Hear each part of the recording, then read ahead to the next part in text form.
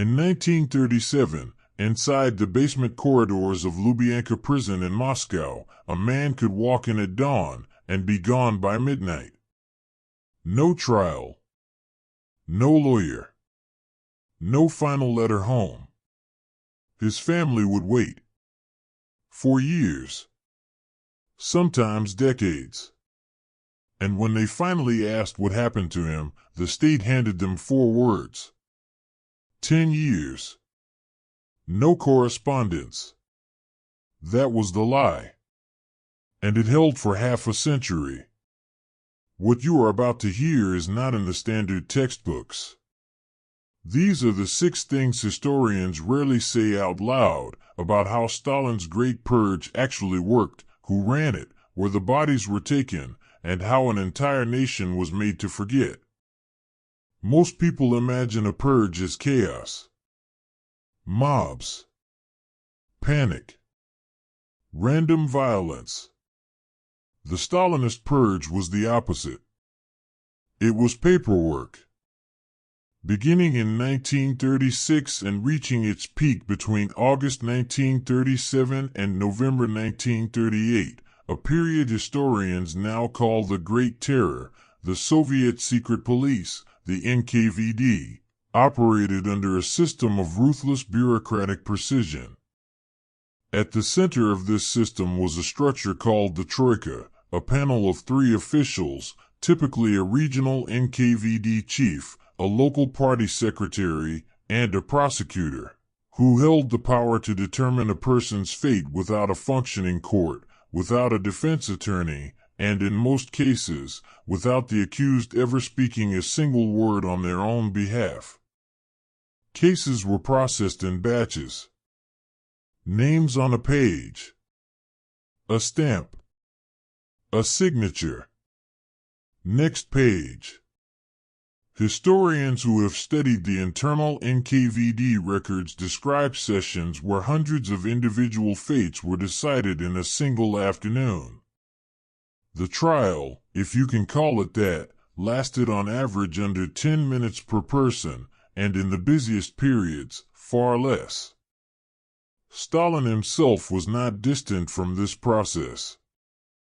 Declassified Soviet archives, studied extensively by historian Oleg Klevniuk, reveal what became known as Stalin's lists, physical documents bearing the names of high-profile individuals, sent directly to Stalin's desk for approval. He signed them in batches, sometimes with a simple check mark, sometimes with a handwritten note in the margin. Over the course of the terror, Stalin personally signed lists condemning approximately 40,000 individuals to the most severe sentence. 40,000 names. Reviewed personally. Approved personally. This was not chaos. This was a system designed, refined, and operated by human beings who went home for dinner afterward. The face of the Great Terror, the man who operationalized it, who expanded the NKVD's power, who personally oversaw the acceleration of the purge machinery, was Nikolai Yezhov.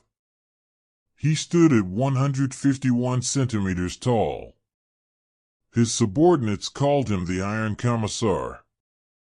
His enemies, and eventually history, called him something darker, the Bloody Dwarf.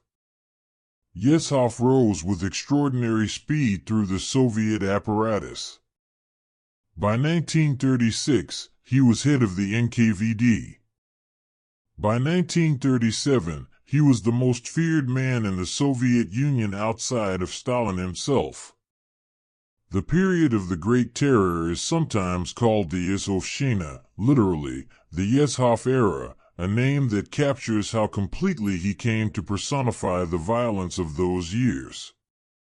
And then Stalin turned on him. In 1939, Yezhov was arrested. He was subjected to the same interrogation methods he had perfected on others. He confessed, as nearly everyone did, to crimes that were fabricated. He was condemned by the same kind of process he had built. He was 39 years old when he was executed. But the truly remarkable thing is what happened to his image afterward. Soviet authorities systematically removed Yezhov from official photographs. The most famous example is a photograph of Stalin walking along a canal, originally taken with Yezhov visible at his side. In the retouched version, the version that appeared in Soviet publications for years, Yezhov is simply gone. The canal bank is empty where he once stood. A man who had signed the fates of hundreds of thousands was himself erased. Not just from life, from history. His successor, Lavrentiy Beria, continued the apparatus with equal efficiency and survived Stalin by only weeks after the dictator's death in 1953. The machine, it seemed, had no loyalty to anyone.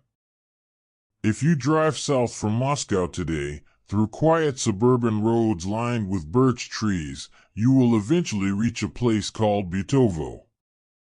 It looks, at first glance, like a peaceful stretch of Russian countryside. Between August 1937 and October 1938, more than 20,000 people were brought to this site and executed. Their bodies were buried in mass graves on the grounds. For decades, the site was sealed, controlled by the KGB, and officially non-existent. A second site, Kamenarka, located nearby, served a similar function, used primarily for higher-profile victims, including former Soviet officials, military commanders, and foreign nationals caught inside the USSR during the terror. The victims buried at these two sites were not all political rivals of Stalin. They were not all party members or military officers. They were priests, school teachers, factory workers, farmers, people whose names appeared on a regional list because a neighbor had denounced them, or because they had a German surname, or because they had once been to a foreign country, or because someone in the NKVD needed to fulfill a regional quota. Quotas. The Great Terror had numerical quotas. Regional NKVD offices were given targets, a specified number of people to arrest and sentence in each category. Some local officials, in what historians describe as a grotesque form of bureaucratic ambition, actually requested higher quotas from Moscow. They competed to demonstrate loyalty through volume. The graves at Butovo were not discovered publicly until the late Soviet period. The Russian Orthodox Church now maintains a memorial chapel on the grounds. Excavations have continued across multiple decades. Many victims have still not been formally identified. The ground kept the truth when the state would not. When the NKVD arrested someone and the sentence was carried out, the family was almost never told the truth. Instead, they received a standard notification. The phrasing varied slightly over time, but the essential message was always the same. The individual had been sentenced to 10 years in the camps, without right of correspondence. No letters. No visits. No communication of any kind, for 10 years. Families believed this. They had no reason not to. They waited. They saved food. Some wrote letters they knew would never arrive. Children grew up telling friends that their father was away, serving a sentence, somewhere in Siberia. In many cases, the person had been gone within weeks of their arrest. The 10-year lie served a precise function. It delayed grief. It prevented organized protest. It gave the state a decade before anyone would officially expect a return, and by then, the records were buried deeper than the bodies. It was not until 1956, and what became known as Khrushchev's secret speech delivered to the 20th Congress of the Communist Party, that the first official crack appeared in the Soviet narrative around Stalin's terror. Khrushchev did not reveal everything. He could not. He had been part of the apparatus himself.